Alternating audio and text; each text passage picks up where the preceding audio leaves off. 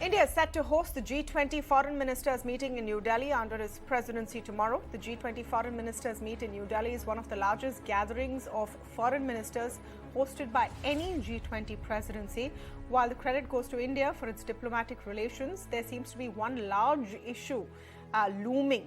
The elephant in the room, if you may, the Russia-Ukraine war. The war has divided and taken center stage at the G20, which is an economic forum that represents 85% of the world's economy, but will also have the key players in this war all in the same room. All eyes on that meet tomorrow because Russian Foreign Minister Sergei Lavrov, US Secretary of State Antony Blinken, and the Chinese Foreign Minister will all be in the same room. First time since July 2022. India has made its stance clear. It wants global unity, but with tensions rising between the West and Russia and the US and China, will India be able to achieve its agenda? Right now, the big challenge seems to be even to get any kind of a consensus on what statement will follow this meeting. To speak more on this and the nuances of these challenges, I'm joined now by Sushant Sareen, Senior Fellow of ORF, Anil Trigunayat, former ambassador with me on the show, as is Maroof, Raza, consultant and strategic affairs expert. Welcome to all of you and thank you so much for joining us. Sushant, let me begin with your take on the challenges. Is it big enough of a deal to even get all of them in the same room? You know, Blinken says today he's not going to talk to his Russian and Chinese counterparts, but he can't possibly ignore them once they're in the same room. Yeah, it reminds me of a kid's birthday party in which all kids are fighting with each other. But aside of that, look, I think it's a serious forum, and it's understandable that all the member states are going to be coming and participating in this. So I don't think there's any great achievement in the fact that all of the principals will be in the room together. The real challenge, however, is going to be whether you can come up with a joint communique which walks that tightrope between the protagonists and is able to come up with a document. Now, last time we tried this in when the finance ministers were meeting, it didn't work out. So all that you could come out with was an outcome statement, not a joint communique. I would be pleasantly surprised if things were to turn out differently this time, because that deadlock is going to persist. So I don't think we should, we should probably anticipate too much coming out of it. If it happens, great. But even if it doesn't, I think we should not then lose sight of the focus, continue to focus on the substantive parts other than the Ukraine-Russia war. And there are a lot of other problems which should not simply get, brushed under the carpet because of this, as you call it, the elephant in the room.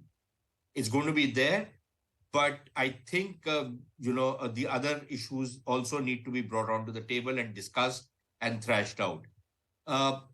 Beyond that, I'm not very sure that any kind of a deadlock between the two sides is going to be broken. It's not going to happen.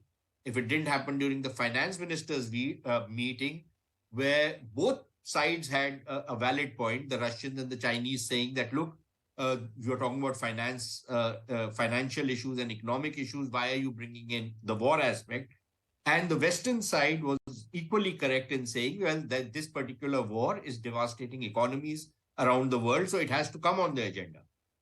But this is a foreign ministers meet, so I would imagine that the standoff is going to be even more stark this time than what it was in the finance ministers meeting. So like I said, I'd be pleasantly surprised if any breakthrough was made in this particular meeting. So a breakthrough seems unlikely. Sushant Sareen made the point that we should not let this dominate everything. The G20 is a bigger platform. It's an economic platform. Ambassador Trigunayat, do you see any chance of that happening? If everyone started talking about the war, even in the finance track and even in the finance ministers meet, it's definitely going to sort of color every other conversation. In a sense, sides have been picked, isn't it? Well, over the years, as you know, that the geoeconomics has blended well with the geopolitics. It's not this time alone. It has been happening for quite some time. when we know the G7 threw out Russia out of the G8.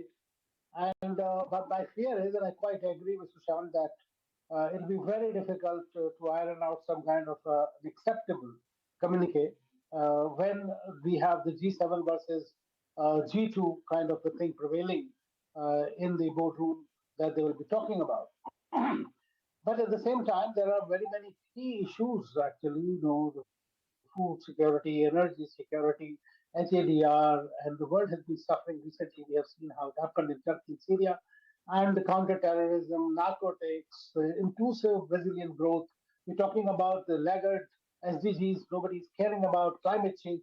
So many important issues are there, and that's going to be discussed here. And in any way, the foreign ministers meeting actually is the precursor to the summit, how it's going to happen and how it's going to play out. Because whatever the outcomes here, all kinds of challenges, all kinds of discussions on international and global issues are held, which are impacting on. And today, the biggest impact after the pandemic is that of the Russia-Ukraine war, and I think that is going to be discussed. But if they are going to take the pole positions as they have been taking, or probably what they did at the UNGA recently, I think we are looking at a standoff, and it will be very difficult to break it. And I think it will take Dr. Jaishankar's um, excessive diplomatic skills to somehow iron out what we did.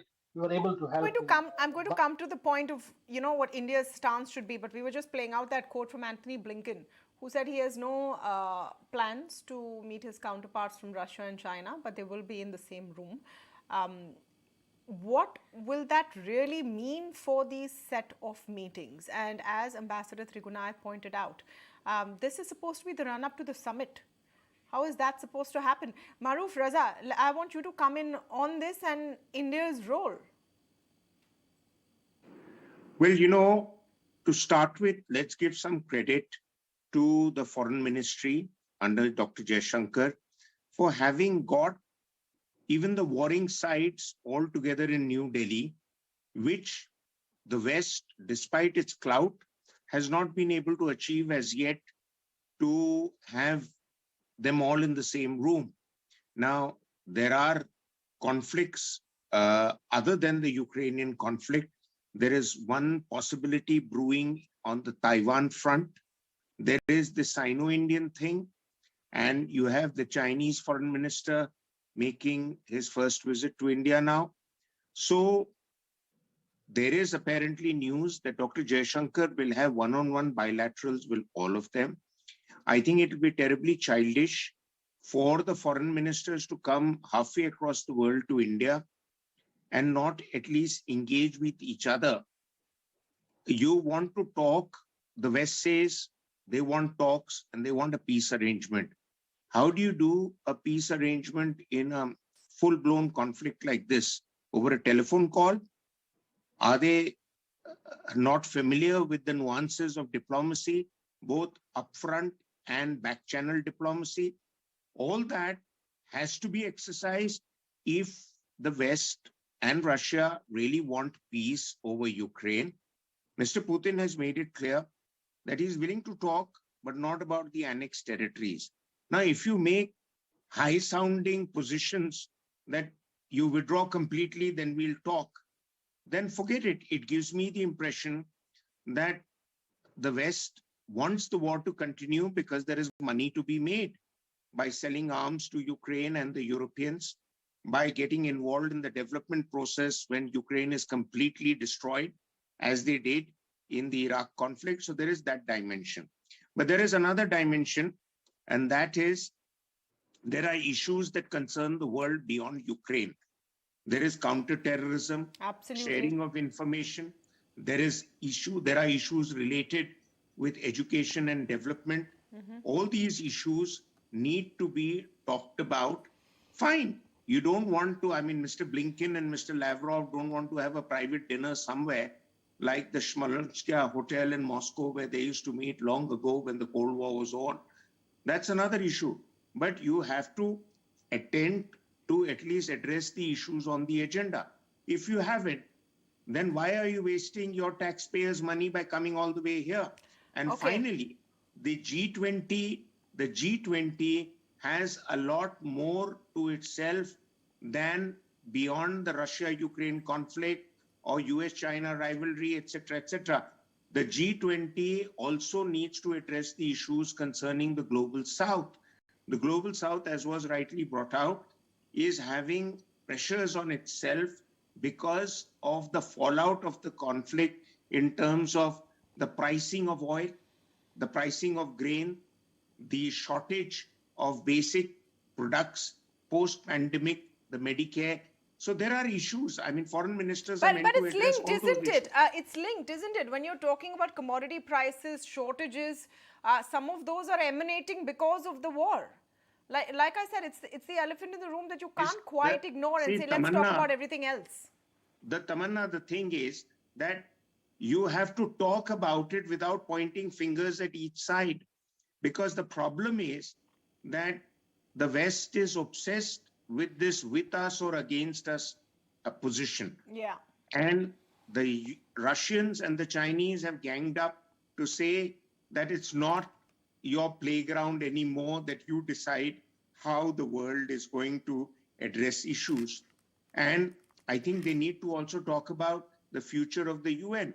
It's completely a defunct body, which has now reached the pinnacle of its incompetence. Right. So these issues need to be addressed also. Sushant, you gave a very interesting metaphor in your opening comments where you said it's like children at a birthday party who are fighting with each other. I wanted to take that further. At all birthday parties, no matter who is warring with whom, everyone comes together at one point. That's when the cake is being cut.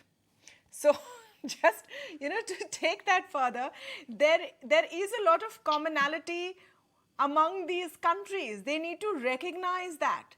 You're part of the G20. You're responsible for 85% of global GDP. How will India steer this conversation while trying to represent herself, the global South, and our position as having the presidency? So, look, number one, since you're taking the cake analogy, now let me just take it a little forward. What happens if the kids at the party start plastering each other with the cake? Things can go out of sync, out there. But look, I think it will be a test of diplomacy for India. If you can put this off, I was on another show where Ambassador Kajju said it will be nothing short of a miracle. And while you are right, and Maroof and Ambassador Trigunayat are absolutely correct that, look, there are other things which need to be discussed, which need to be brought onto the table and need to be thrashed out. The fact of the matter is that many of these forums are very often used for plugging each other's national interests, which is what is going to happen this time also. That does not mean that all the countries are completely deaf to whatever else is being said, but I think they will push their positions as hard as they can, and they're pretty ruthless when they do this. Not just the West, but equally Russia and China. So India is in a sense caught in between, trying to play peacemaker, trying to negotiate a draft, a final communique. So it'll be a tough job for us. The second thing is, which I am not entirely sure, Maroof mentioned something about the global South and India representing the global South. I can understand India talking about the global South, bringing it on the table. But are we actually going to be representing the global South? I thought we were done with it. I thought we were done with this, poverty syndrome that we continue to suffer from, and defenders of all lost causes in the world. So maybe I agree that, you need to bring these issues onto the table. You need to discuss these issues. And to that extent, I'm all for it. But to act as a representative of the global South, unless I, got what Maroof was saying wrong, I'm a little uncomfortable with that particular description. Having said that, look, another thing is that I think everybody wants peace between Ukraine and Russia. The only problem is everybody wants peace at their own terms. The Russians wanted that.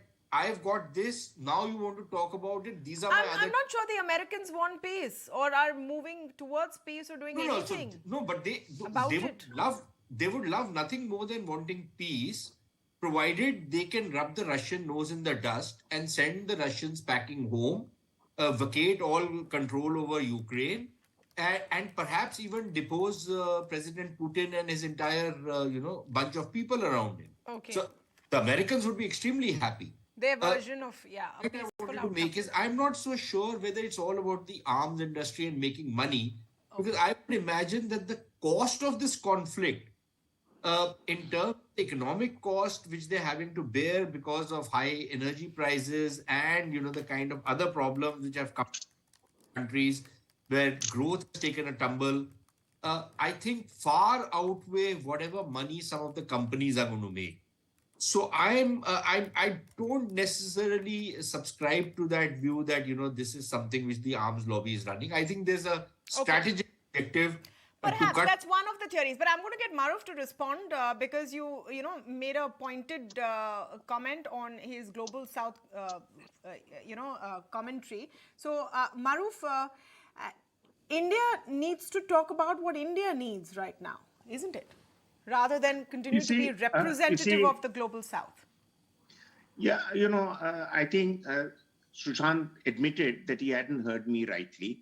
What I was saying is that this is an opportunity for India to, or all others, to address the concerns of the Global South. I am not for a moment saying that we are now the self-appointed champions of the Global South like we were with the NAM. But the fact of the matter is that since the powerful countries are meeting, this would be making news all over the world. And it is something that is leading other countries to watch carefully because the expectations are high. So there is that one aspect. The second aspect is that I wasn't for a moment saying war is only about selling weapons and using weapons and making money selling weapons. But weapons in itself make a substantial part of the transactions that take place in conflicts. I mean, America is already pouring in billions of dollars. It's got the entire European Union eating out of its arms bazaar. And also, if I may quote a book called The $1 Trillion War by Joseph Stiglitz, an important Nobel Prize winning economist from Harvard, who had said that the Gulf War was a $1 trillion war simply because we're not only counting the factor of conflict-related weapon sales, but we are talking about development costs. We're talking of the human costs. We're talking of the rebuilding of societies. That's all built into the cost. So wars are expensive business, but America, sad to say, has gone in for conflicts because under the pressure of the arms lobbies in America, what did they do in Afghanistan? The message was very clear. 10 years after being in Afghanistan, they were fighting the wrong enemy in the wrong battlefield. All right, let me extended it another 10 years. Right. And last point I wish to make is that you see the foreign ministers really hold the responsibility to come out with a communique which is going to set the path for the future. It's not just you're going through the drill of meeting the finance minister, foreign minister, etc., but what is your benchmark for what the world should look now that this conflict is really the defining moment in the post-Cold War world, that where we are headed from here. So I think it's important, and Mr. Jaishankar is engaging on a one-on-one with at least the big players, foreign ministers. And I think that's the point. India is being taken more and more seriously. Yes, right. We've shed the baggage of the past, but India must use this opportunity to punch above its weight. Okay, I want Ambassador Trigunayat's view on that. Can India punch above its weight? Since we are in a position right now where everyone talks to us, we have open corridors with both sides. Is that something that we can do more with in the context of this G20 presidency? Well, that's the expectation from India is today. In fact, we have talked about the Global South, but frankly, the Global South that has just been short-shifted does look up to some kind of a representation. And that was the reason that Prime Minister Modi had this meeting, the Voice of Global South.